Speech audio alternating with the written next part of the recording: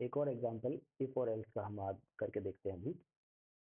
ये एक एग्जांपल बहुत इजी सा एग्जांपल है इस चीज को डेमोन्स्ट्रेट करने के लिए कि इफ एलिफ और एल्स का यूज कैसे किया जा सकता है।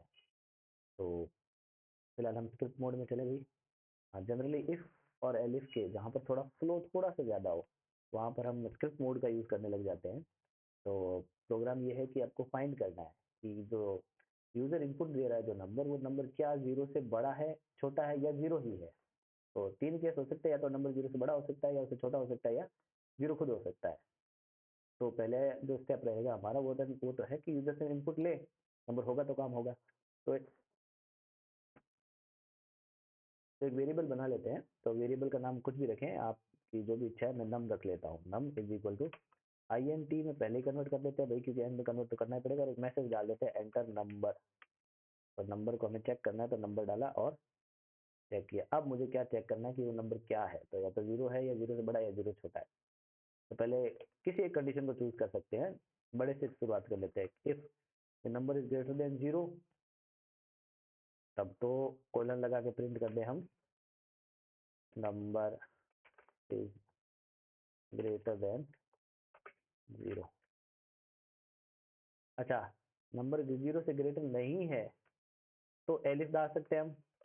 Number is smaller than zero, हो सकता है स्मॉलर हो, तो प्रिंट कर दे number is smaller than zero लिख ले एज यू विश। और अगर ऐसा बिल्कुल दोनों ही केस नहीं है, नंबर जीरो से बड़ा भी नहीं है और जीरो से छोटा भी नहीं है, तो एक ही केस बचता है, वो नंबर खुद क्या है, जीरो ही है। तो print number is zero equal. तीन केस बन सकते हैं, या तो नंबर जीरो से बड़ा, छोटा या वो खुद। तो रन कर दें। ये कहता है सेव करें, हाँ जी बिल्कुल करें। हाँ मैं करना चाहता हूँ। तो एंटर नंबर, मुझसे नंबर पूछ रहा है, तो नंबर में 5 है, तो 5 इज ग्रेटर देन जीरो। एक बार और रन कर लें इसे भाई। फिर से रन कर लेते हैं।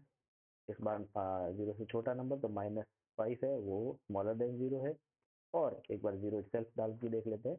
नंबर अगर वो जीरो ही है तो नंबर इज जीरो इटसेल्फ आ रहा है। तो तीनों केस हमारे, तो ये तीनों केस क्या दर्शाता है कि इफ एलिफ और एल्स तीनों कैसे काम कर सकते हैं। तो सबसे पहला एग्जांपल क्या है कि हम सबसे पहले जो भी नंबर इनपुट आएगा उसे चेक करेगा कि क्या वो नंबर जीरो से ग्रेटर है। तो अगर है तो इसमें जाएगा और इसके अलावा किसी में नहीं जाएगा।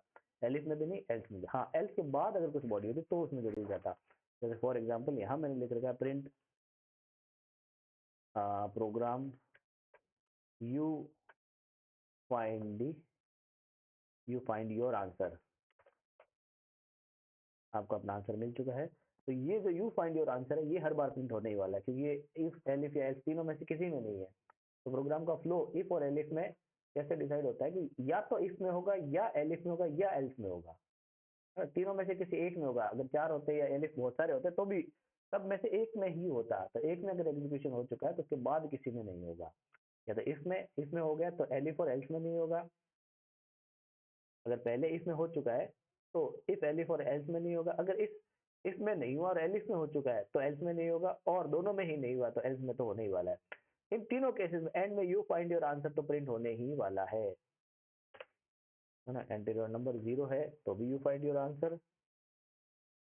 हाँ, 9 है तो भी you find greater than zero and you find your answer. And -77 है तो number smaller than zero and you find your answer. ये तो प्रिंट होने वाला है। क्यों? तो ये इफ एलिफ या एल्स में किसी की बॉडी में नहीं, सबसे बाहर है। तो कुछ भी एग्जीक्यूट हो ना हो, जो इन दोनों तीनों के बाहर है वो तो एग्जीक्यूट होने वाला है, वो हमारे प्रोग्राम से रिलेटेड भी नहीं है सर।